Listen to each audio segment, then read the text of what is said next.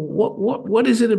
What was it about you, if you reflect back on your personality or about yourself, that you think people like Perry and LA warmed to and were willing to make sure that you were taken care of almost as if you were one of their family? Because you're describing two different people, a label executive and two different label executives who could easily have just taken advantage, but they saw something in you, not just your talent, that they felt that we need to look after you, change the contract if need be, like, go work with my husband because he can open bigger doors.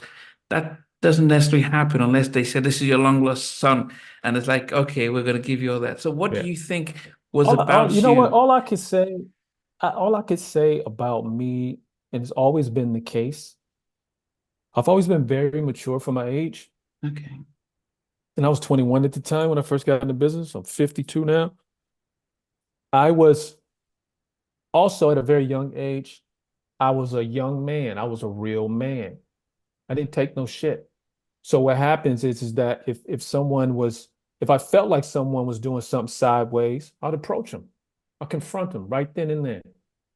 And that was that, and it wasn't like I remember this one time, this guy used to be a business manager. I was talking with him and he said, "Hey man, I heard LA is upset with you." I said, "About what?" And he says, "Oh, he said he heard you was talking stuff about him." I was like, "What are you talking about?" I said, "I'll be right back." I go next door, call LA. He answers the phone. "T Rich, what's up? Where you at?" So I'm walking right behind you. I was right behind him. I said, "Man, let's go talk." So we went in the office and we talked, and I said, "Yeah, Richard said you was upset with me." He said, "Yeah, I heard such and such." I said, "That's ironic, because when I was out on the West Coast, someone was telling me you was talking shit about me." I said, "So we're both hearing things, but we're right here. Let's talk." I was always like that. I was not a confrontational person, but my whole thing is if I had a friendship with someone, I'm gonna keep it real and approach it like that. Perry always knew I was her little brother.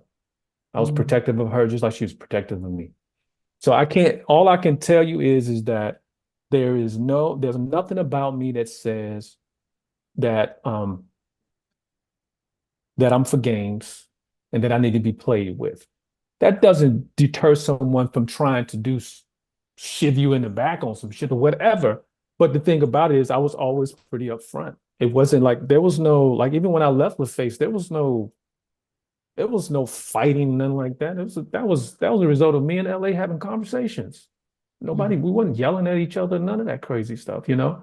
Because I just never brought that energy. That's all I could think of it is that I had a different energy about me, and and that's always been the case.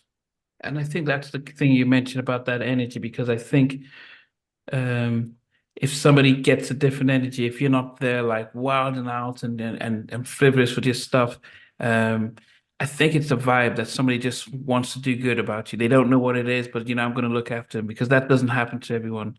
Um, True. I remember hearing Ken Clark, DJ Ken Clark, saying that he was working at a lecturer and he saw the contracts given to the artist that he was trying to sign, and he didn't like the deal. He went back to Sylvia Rowan to say, "Hey, these contracts aren't that great for these guys." He says, "Well, it's their job to know the business, and if they don't want to learn it, then that's their problem. You don't, And so it was that sense of, wow. Um, but so that's the impression we were getting, especially among Black artists, is that they were fair game to be taken advantage of. But I guess if you come with a very different spirits and very different vibe, people might just draw Mhm. to you and actually, you know what, we're going to do right by you. Um, You know what's funny? One of the funniest meetings I ever had was with Clarence Avant. Like everyone from, yeah, they talk about him. before I met Clarence Avant, before I met him, LA told me. He says, "One day I'm gonna introduce you to Clarence Avant." I said, "Who's Clarence Avant?" He said, "He's like the Black Godfather." He Yeah, said, yeah. "You might need him one day." So he said he's gonna introduce me. I said, "All right, cool." So we were all out in LA during the Waterfalls video shoot. Okay. And me and LA are standing outside the Four Seasons Hotel. A group of us, we're about to head over to the sound stage. And he walks me over to Clarence Avant. He says, Clarence, this is the kid I was telling you about. This is Tony Rich. Clarence Avant never looked at me.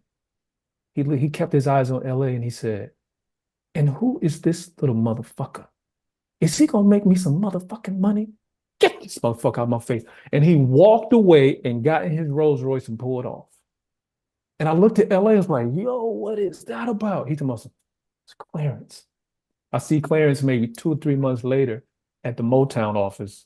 I was meeting with Andre Harrell. Clarence is sitting in the office. And Andre's like, so Tony, what you want to do, man? What kind of deal can we do? And Clarence says, whatever the deal is, it comes through me because I manage him. And I said, Clarence, do you remember what you said to me the first time we met? And I told him, and he said, Tony, I was just joking with you. But he was a beautiful guy. And then at some point, when I got to a point where I needed some information, I called Clarence Avant. And LA didn't have to introduce me to him, but he did. You know, so it's like, I don't have like, you know, even when I left LaFace, I didn't leave for reasons that most artists leave. I left for creative differences. That was it. And even in that, even in me leaving, trying to find another label, initially, LA was trying to help me find another label because I told him, I said, we started together. I think you should help me find another label. He said, all right, cool.